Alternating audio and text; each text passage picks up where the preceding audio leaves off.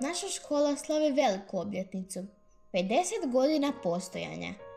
Iste godine kada obilježavamo i 50 godina od smrti velikog književnika i nobelovca, Ive Andrića, po kojemu naša škola nosi ime. Upravo nas ta simbolična podudarnost potaknula da uredimo ulaz u školu na način koji će dostojno obilježiti obje velike obljetnice. Razmišljali smo što bismo mogli učiniti kako bismo istaknuli važnost Ive Andrića i njegov doprinos hrvatskoj i svjetskoj književnosti. Zaključili smo da bi bilo tužno da učenici napuste školu, a da ne znaju tko je bio Ivo Andrić, gdje je živio i što je stvarao. Upravo zato odlučili smo raditi ulaz u školu tako da bude edukativan i simboličan. Odabrali smo temu putovanje.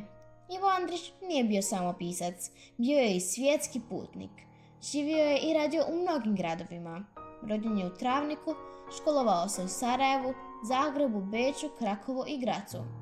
Radio je u diplomatskoj službi u Rimu, Bukureštu, Madridu i Ženevi, a najveći dio života proveo u Beogradu.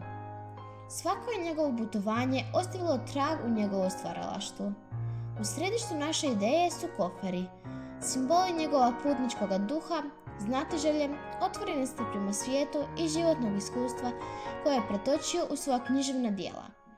Koferi na ulazu simboliziraju njegov životni put i poruku koju želimo prenijeti.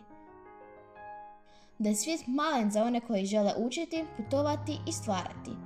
Andrićev put postaje put naših učenika, put prema znanju, razumijevanju i širenju vlastitih vidika. Naš projekt spaja prošlost, sadašnjost i budućnost.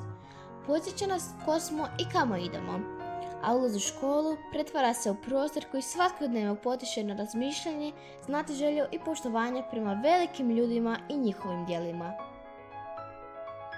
Upoznajte Andrića i putujte s nama kroz vrijeme i njegove riječi.